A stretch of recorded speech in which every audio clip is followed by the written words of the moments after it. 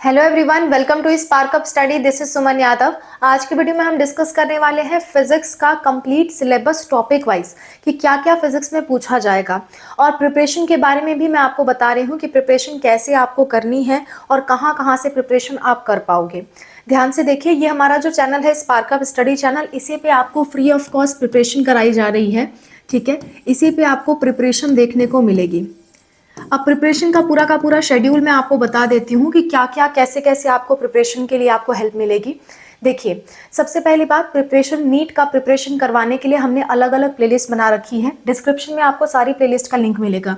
पहली प्लेलिस्ट जो आपको मिलेगी वो मिलेगी नीट फिजिक्स की। नीट फिजिक्स लिखा होगा।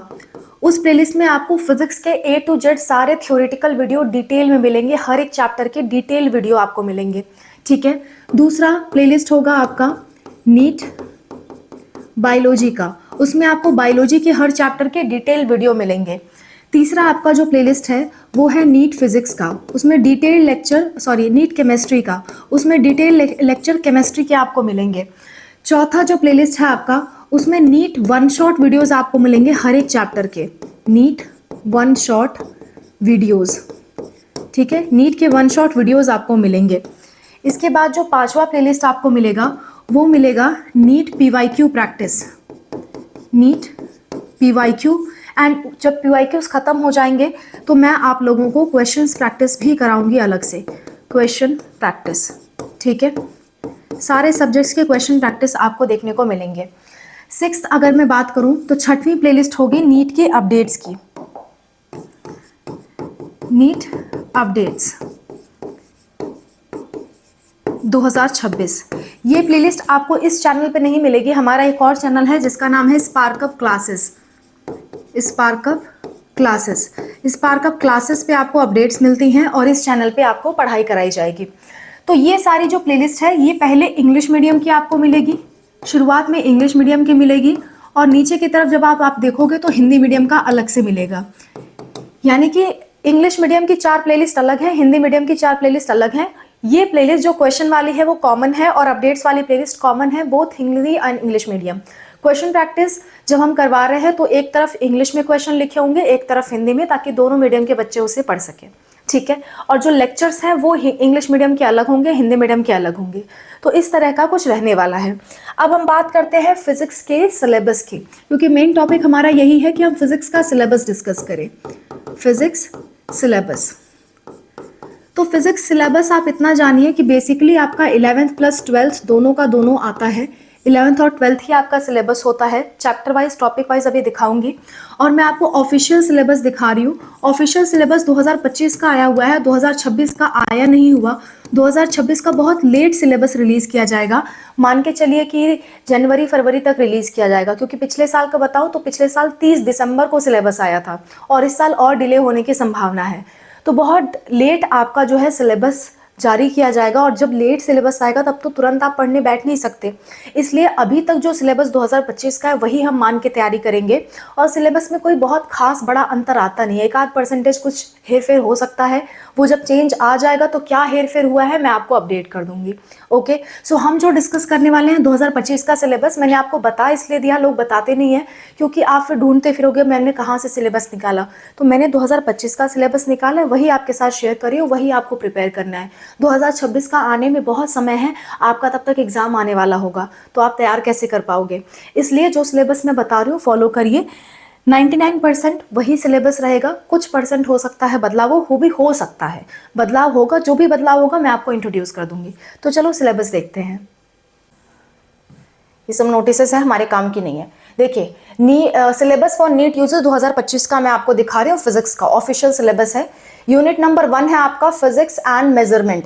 इसका पूरा का पूरा लेक्चर हमारे चैनल पे पड़ा हुआ है, पूरा डिटेल्ड लेक्चर आप जाके देख सकते हो। हिंदी मीडियम के लिए भी, इंग्लिश मीडियम के लिए भी ऑलरेडी पड़ा हुआ है। प्लेलिस्ट मैंने समझा ही दी है, वैसे आप जाके देख सकते हो। ठीक है, प्रिपरेशन अपनी अच्छे से स्टार्ट करिए। सो फिजिक्स एंड मेजरमेंट का सिलेबस जो यूनिट्स एंड मेजरमेंट के नाम से फेमस है आपकी एनसीईआरटी में, बोथ सेम थिंग है। चाहे आप यूनिट्स एंड मेजरमेंट का सिलेबस पढ़ो या फिजिक्स एंड मेजरमेंट पढ़ो, बात एक ही है।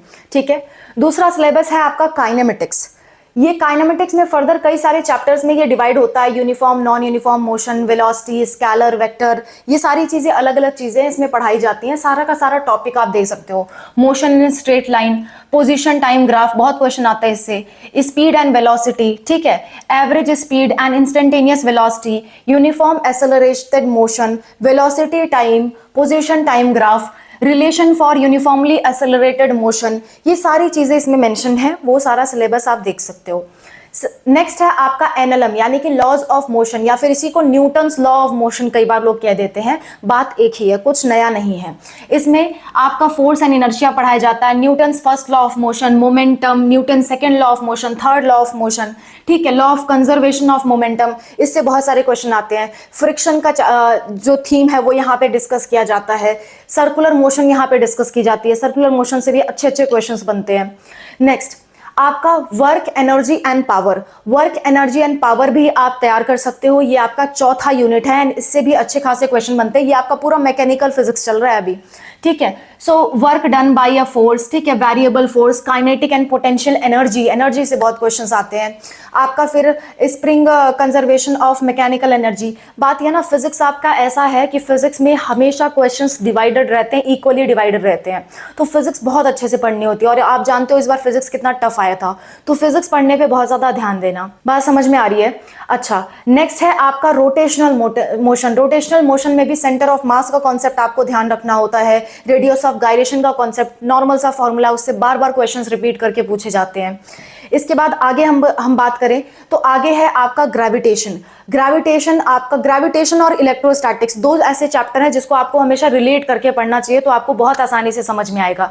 जब भी आप पढ़ने बैठ रहे हो ग्रेविटेशन और इलेक्ट्रोस्टैटिक्स रिलेट करके पढ़ना, बड़ा मजा आएगा पढ़ने में, ठीक है।